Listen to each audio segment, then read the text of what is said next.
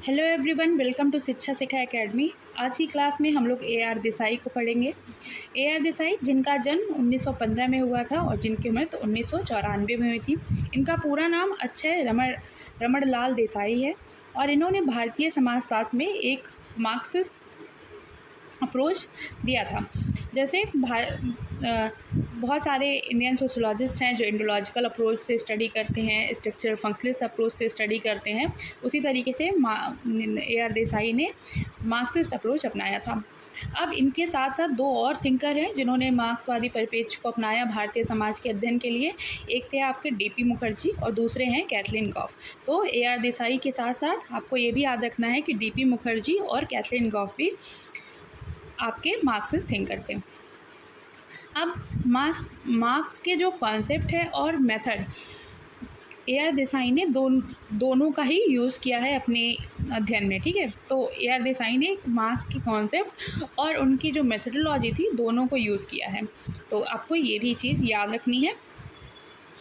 A R Desai her sociology के exam में आपके पेपर में देखने को मिलते हैं। तो ये बहुत ही इम्पॉर्टेंट थिंकर हैं, भारतीय एक समाजशास्त्री हैं और सारे एग्ज़ाम में आपको एक दो क्वेश्चन ए आर देसाई से देखने को मिलेगा। बहुत ही ज़्यादा इम्पॉर्टेंट थिंकर हैं ये हमारे सोशोलॉजिकल पॉइंट ऑफ व्यू से।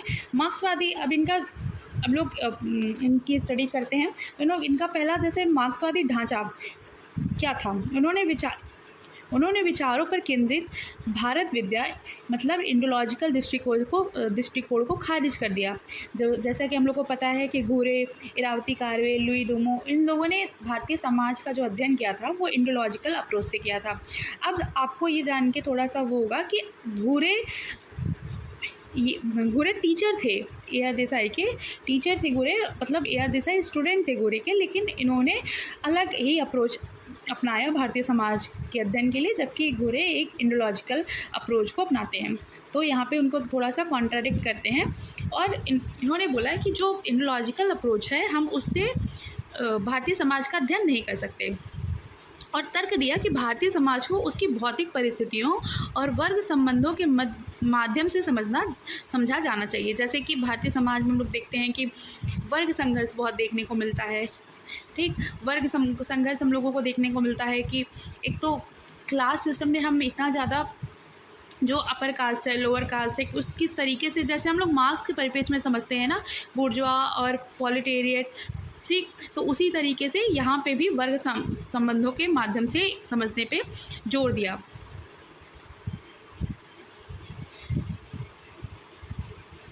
अब राष्ट्रवाद की सामाजिक पृष्ठभूमि। अब ए आर देसाई ने पहली बात तो वर्ग संघर्ष को समझने पे जोर दिया था, फिर उस टाइम की जो भौतिक परिस्थितियां थी उनको समझने पे जोर दिया। अब लेकिन इनका जो सबसे फेमस है वो राष्ट्रवाद है, और राष्ट्रवाद के जो विकास के 5 चरण इन्होंने बताए थे, यहाँ से सबसे ज़्यादा क्वेश्चन आपको पूछे जाते हैं, तो आपको ये याद रखना है थोड़ा सा। उन्होंने तर्क दिया कि भारतीय राष्ट्रवाद केवल एक राजनीतिक आंदोलन नहीं था, बल्कि ब्रिटिश पूंजीवाद के तहत एक नए सामाजिक वर्गों जैसे बुर्जुआ और पूंजीपति वर्ग के उदय का परिणाम था। मतलब एक सिर्फ राष्ट्रीय आंदोलन नहीं था। हम लोग बोलते हैं ना कि राष्ट्रवाद एक सिर्फ राष्ट्रीय आंदोलन था, नहीं। ए आर देसाई का मानना नहीं है कि उनका मानना है कि ये सिर्फ राजनीतिक आंदोलन नहीं है, बल्कि ये एक तरीके से हम देखते हैं कि इसकी वजह से कैपिटलिज्म भी आता है, कैपिटलिज्म भी आ रहा है। तो बल्कि ब्रिटिश, जैसे यहाँ पे लिखा हुआ है, ब्रिटिश पूंजीवाद के तहत नए सामाजिक वर्गों का उदय भी हुआ, जैसे बुर्जुआ और पूंजीपति वर्ग। क्योंकि ब्रिटिशर्स आए, उन्होंने बहुत सारे यहाँ पे, ऐसा नहीं था कि ब्रिटिशर्स ने सिर्फ यहाँ का शोषण किया, उन्होंने उनका ही रेल इस्टेब्लिश किया, फिर बहुत सारे फैक्ट्रीज़। तो एक तरीके से उनका जो माइंडसेट था थोड़ा सा कैपिटलिस्ट अप्रोच था, तो उससे भी भारतीय बहुत ज़्यादा प्रभावित हुए थे। तो ये बात ए आर देसाई मानते हैं कि सिर्फ राजनीतिक आंदोलन नहीं था, बल्कि इसका इम्पैक्ट हमको एक कैपिटलिस्ट स्ट्रक्चर में भी देखने को मिलता है। अब भारतीय राष्ट्रवाद के विकास में 5 चरण, ये सबसे ज़्यादा इम्पॉर्टेंट है, मोस्ट इम्पॉर्टेंट थियरी है आपका ए आर देसाई का। तो इन्होंने भारतीय राष्ट्रवाद को 5 चरण में विभाजित किया था। अब प्रथम चरण देखिए, यहाँ से जो आपको 1 लाइनर चीज़ें लिखी हुई है शॉर्ट फॉर्म में, ये आपको याद रखना है, क्योंकि ये एग्ज़ाम में बहुत ज़्यादा आते हैं और डायरेक्ट ऐसे ही क्वेश्चन पूछे जाते हैं। तो प्रथम चरण जो आपका था वो था 1800 1929 से लेकर 1885 तक के। अब हम सबको पता है कि उस टाइम पे जो शिक्षा थी वो ब्रिटिशर्स के माध्यम से बहुत ज़्यादा एक तरीके से बहुत जो एलीट लोग थे उन्हीं को शिक्षा प्राप्त थी और बहुत सीमित थे वो। तो थोड़ा सा हमको टाइम भी जोन के अकॉर्डिंग थोड़ा सा अपना भी दिमाग लगाना है कि उस टाइम पे समाज में चल क्या रहा था। तो प्रथम चरण में क्या था कि राष्ट्रवाद का सामाजिक आधार अत्यंत सीमित था। उसका मैंने आपको रीज़न बताया क्योंकि जो एजुकेशन था वो सिर्फ एलीट वर्ग के लोगों के पास था, बहुत ज़्यादा एजुकेशन का बहुत ज़्यादा प्रसार नहीं हुआ था, मतलब शिक्षा का प्रसार नहीं था। तो लोगों के अंदर वो एक जैसे एक होता है ना कि जागरूकता नहीं थी चीज़ों को लेके। तो इसलिए इस टाइम पे हम लोग देखते हैं कि बहुत सीमित था, सामाजिक आधार जो था वो बहुत सीमित था। और प्रमुख व्यक्तित्व तो उस टाइम पे कौन कौन से थे? राजा राम मोहन राय थे, केशव चंद्र सेन थे, रविन्द्रनाथ टैगोर थे और विद्यासागर। तो ये सारी आपको थोड़ी थोड़ी चीज़ें समझ में आ रही होंगी कि इस टाइम पे वही जो पुरानी ट्रेडिशन प्रथा चली आ रही थी उसको ख़त्म करने पे जोर दिया गया, और लेकिन जो इसका सामाजिक आधार बहुत ज़्यादा सीमित था। अब दूसरा चरण हम लोग के पास है जो आता है हमारा 1885 से लेके 1905 के बीच में। अब 1885 से लेके 1905 के बीच में हम लोग क्या देखते हैं कि उदारवादी बौद्धिक समूह का उदय होता है। शिक्षित मध्यम वर्ग तथा भारतीय एवं अंतर्राष्ट्रीय व्यापार के परिणाम स्वरूप विकसित वर्णिक या व्यापारिक वर्ग के समूह का भी उदय होता है। अब हम लोगों से एग्जाम में पूछा जाता है कि शिक्षित मध्यम वर्ग का उदय कब होता है, और हम सबको पता है कि इसी द्वितीय चरण में ही कांग्रेस पार्टी का भी गठन होता है। तो शिक्षित मध्यम वर्ग का यहाँ पे हम लोग देख रहे हैं कि शिक्षित मध्यम वर्ग, लेकिन सबसे ज़्यादा क्वेश्चन कहाँ से आता है? तो क्वेश्चन ये एक लाइन है आपकी, शिक्षित मध्यम वर्ग, यहाँ से सबसे ज़्यादा क्वेश्चन आता है कि AR देसाई के किस चरण में शिक्षित मध्यम वर्ग का उदय बताया था। तो शिक्षित मध्यम वर्ग आपका द्वितीय चरण में आता है, और भारतीय अंतर्राष्ट्रीय व्यापार के परिणाम स्वरूप विकसित वर्णिक या व्यापारी वर्ग के समूह का भी उदय होता है, और उदारवादी बौद्धिक समूह का भी इसी टाइम पे उदय होता है। ठीक, तो ये चीज़ें आपको याद रखनी है। अब तीसरा हमारे पास क्या है? तीसरा चरण क्या है? तीसरा चरण हमारा है 1905 से लेके 1920 के बीच में। 1905 से 1920। तो इसमें क्या था? इसमें उग्रवाद, गरम दल और सैनिक राष्ट्रवाद। हम सबको पता है कि जब गरम दल और नरम दल की दो धारणाएं थी, तो पहले हम लोगों ने देखा कि नरम दल था। इसमें क्या है? तीसरे चरण में गरम दल और उग्रवाद प्रभावित हुआ और बहुत ज़्यादा प्रभावी था, और सैनिक राष्ट्रवाद का भी एक तरीके से चलन चला। ठीक है, और हिंदू दर्शन वैचारिकी का आधार भी इसी टाइम पे तीसरे चरण में ही स्टार्ट हुआ। इसी टाइम पे 1906 में मुस्लिम लीग का गठन हुआ। अब ये हमारे लिए बहुत इंपॉर्टेंट है, जहाँ जहाँ इंपॉर्टेंट है मैं आपको अंडरलाइन कर दे रही हूँ, जहाँ जहाँ पे इंपॉर्टेंट है। जैसे 1906 में मुस्लिम लीग का गठन हुआ, तो एग्ज़ाम में ये भी पूछा जाता है कि किस चरण में मुस्लिम लीग का गठन हुआ। और बाल गंगाधर तिलक के देहांत के साथ ही जो गरम दल और उग्रवाद का जो एक दौर चल रहा था उसकी समाप्ति होती है 1920 में। तो 1920 में ये जो तीसरा चरण है ये समाप्त होता है, और बाल गंगाधर तिलक का देहांत भी आपका 1920 में होता है। तो आपको ये दो चीज़ें याद रखनी है। और ये उग्रवाद और गरम दल का टाइम था 1905 से लेके 1920 के बीच में, तो ये भी इम्पॉर्टेंट है आपके लिए। चौथा चरण क्या है? चौथा चरण स्टार्ट होता है आपका 1920 से लेकर 1934 के बीच में। उस टाइम पे राष्ट्रीय आंदोलन में गांधी जी का आगमन हो जाता है, असहयोग आंदोलन होता है, स्वदेशी और विदेशी के प्रति जो बहिष्कार था, सविनय अवज्ञा आंदोलन होता है, साम्यवादी शक्तियों का उदय होता है। तो ये आपको एक उससे याद रखना है कि ये गांधीयन पीरियड चल रहा था। तो गांधी जी ने जितने भी आंदोलन, जितनी भी चीज़ें की थी, ये इसी चौथे वाले आपके चरण में आता है। और आपको ये भी याद रखना है कि उस टाइम पे कौन कौन से आंदोलन हुए थे, और उस टाइम पे जो मेन लीडर थे वो कौन थे? तो गांधी जी उस टाइम पे मेन लीडर थे। अब पाँचवा चरण क्या है? पाँचवा चरण आपका 1934 से 1939 के बीच में था। गांधी जी से धीरे धीरे लोगों का मोह भंग होने लगता है, और कांग्रेस समाजवादी दल का गठन करते हैं। तो इसलिए आपके थोड़ा सा आपको ये भी याद रखना है कि यहाँ पे क्या इंपॉर्टेंट है, कांग्रेस का समाजवादी दल का गठन। तो आपको ये चीज़ यहाँ से याद रखनी है। तो 5 चरण हम लोगों ने देखा, टाइम जोन भी देखा, और इस 5 चरण में क्या क्या इंपॉर्टेंट चीज़ें हुई ये भी हम लोगों ने पढ़ लिया।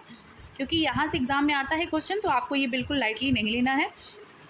दमनकारी राज्य, दमनकारी राज्य का भी देसाई ने प्रकाश डाला था। देसाई ने आज़ादी के बाद के भारतीय राज्य को एक पूंजीवादी उपकरण के रूप में देखा जो अक्सर गरीबों के बजाय अभिजात वर्ग के हितों की रक्षा करता है।